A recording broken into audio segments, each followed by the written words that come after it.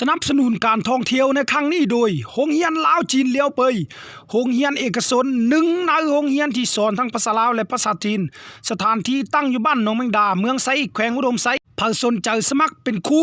หรือสนใจติดต่อเรียนภาษาจีนจากทางโรงเรียนลาวจีนเลี้ยวเปยได้ที่ข้อมูลตามหน้าจอขอขอบใจมายังที่นี่เป็นอย่างสูงขอขอบใจ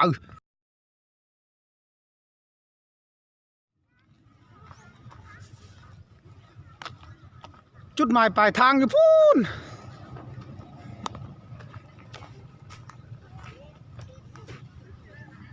วัดภูจำปาสักครั้งหนึ่งในชีวิตเขาต้องได้มาฮอดวัดภูจำปาสักถือว่าเป็นแหล่งท่องเที่ยวทางประวัติศาสตร์ที่มีมายาวนานกันฝุ่น PM ล้อถ่าให้คนหุ่นใหม่ช่วงนี้กำลังระบาดไปศึกษาค้นคว้าและค้นหาความรู้ซึ่งวัดภูแห่งนี้เต็มไปด้วยความรู้และวัฒนธรรมและยังแสดงถึงอารยธรรมของบรรพบุรุษในแต่ก่อนไปเบิ่งการเดินทางของการที่จะขึ้นไปวัดภูกันเลยอย่าลืมกดไลค์กดแชร์และกด Subscribe หรือว่ากดติดตามช่อง YouTube เพื่อเป็นกำลังใจให้แก่พวกเฮาแด่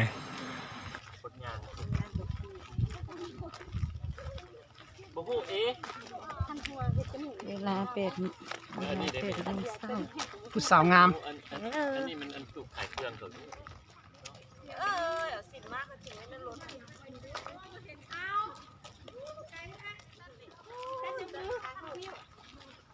2 นิ้วสู้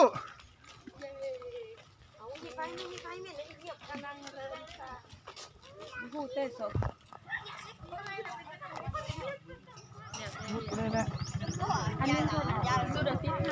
จะซื้อดอกไม้ไปบูชาก่อน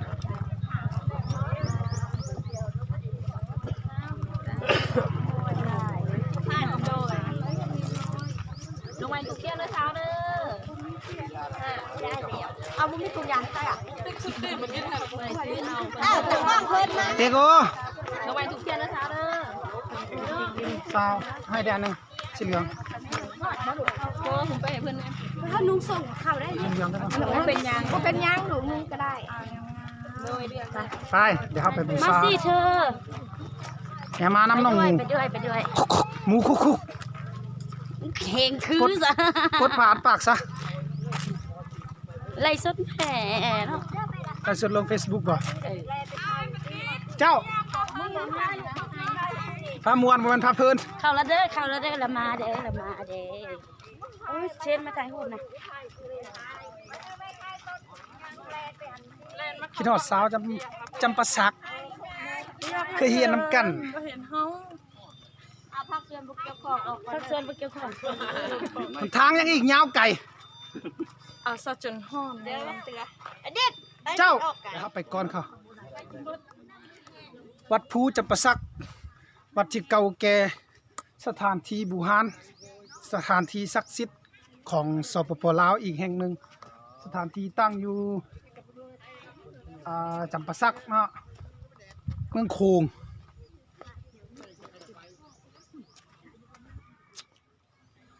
สองเบาอันยังไว้เดี๋ยวดูgo แย่พาเพื่อน hello เฮ้ยสถานที่ที่เขาจะไปเป็น2 จุดนี้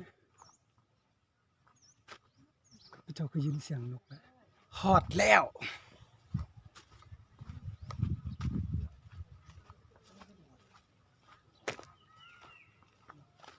สถานที่ศักดิ์สิทธิ์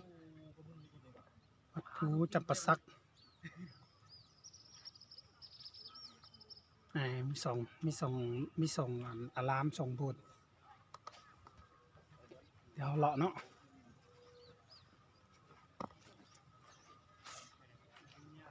เดี๋ยวเข้าไปเลาะด้านในสถานที่ที่พระเจ้าบูชาอยู่ใส่บุษอกบ่เห็น แล้วก็เป็นเดียหัวมึงกัน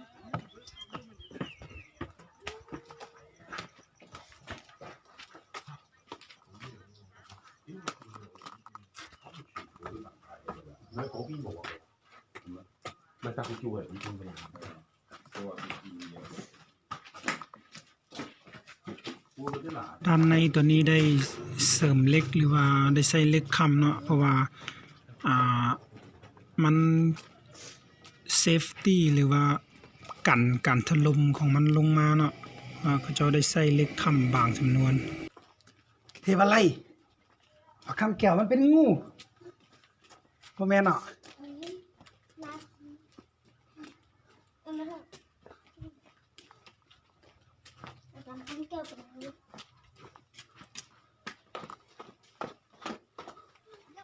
ต้องถ่ายวิดีโอตัวนี้นะเดี๋ยวเลาะเนาะสถานที่โอ้ตัวนี้มันจะขลุบลงเนาะก็จะใส่ไม้ค้ำไว้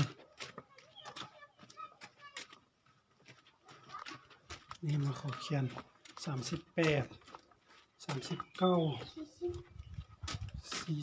เป็นเนาะ บ่ฮู้คือกัน54 55ยังบ่ฮู้จุดยังเขาก็จุดยังไป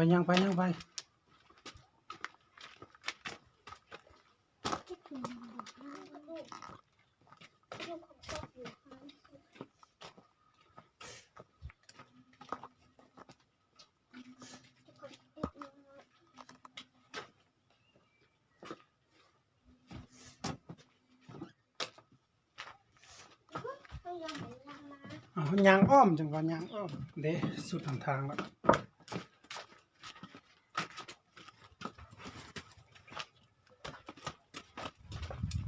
สุดแล้ว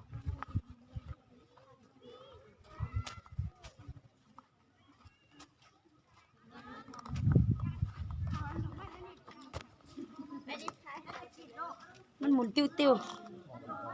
1 2แคปจ้ะผู้สาวงามมันบ่ เดี๋ยวถ่ายรูปให้ผู้สาวงามกันเขาจะขึ้นไปเทิงพูน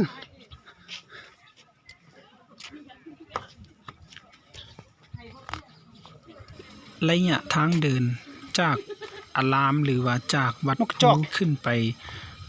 ด้านถึงหรือว่าขึ้นไปบนที่เขาจะสักการะแม่นมีระยะประมาณอยู่500 ถึง 600 เมตรค่อนข้างเมื่อยหายใจแห้งขึ้นแล้ว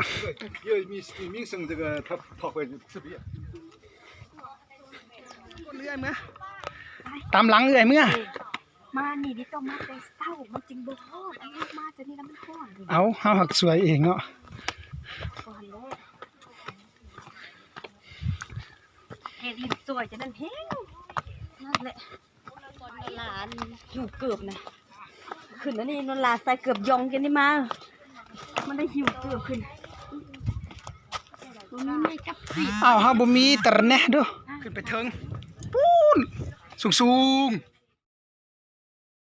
ทิงเนาะ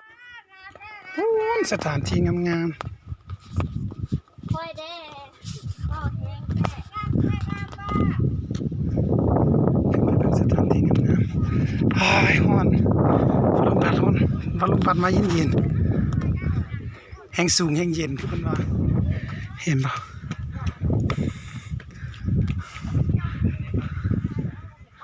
มันจะทานสังเกตเห็นบ่ว่าประชาชนหรือว่าคนส่วนหลายที่มาณที่นี่ตามความเชื่อถือถ้าผู้ใดได้ดอกจำปาที่มี6กีบว่าเป็นบุคคลที่ว่ามีบุญวาสนาเนาะบุญวาสนาหลายว่าซั่น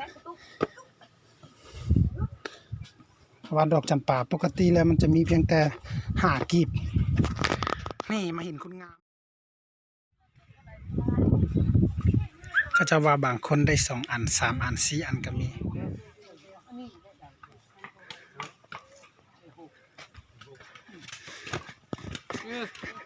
ได้บ่หาขออนุญาตเบิ่งได้บ่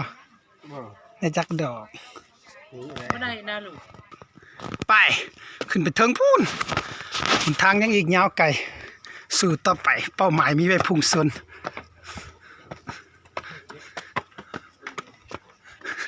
เงียงเบิ่งเอาโอ้ย อันนี้ตัวเขาว่าคนมีโชคดีนี่เห็นบ่ อันนี้ตัวเขาว่าคนมีโชคดีนี่เห็นบอกคนกายไปกายมาบุ้งไปเอานี่ นะ246อลีอะล้อนี่แหละ แม่นบ่ แม่นแท้แหละนี่น่ะจับให้เบิ่งแหน่บาทหนึงแม่นแท้ๆตัวนี้น่ะนี่นับให้เบิ่งได้เนาะ 1 2 3 4 5 6 เอาซะเฮง สาธุขอให้โชคหมานโฮงเฮงร่ำรวยเด้อ ให้เรา1ดอก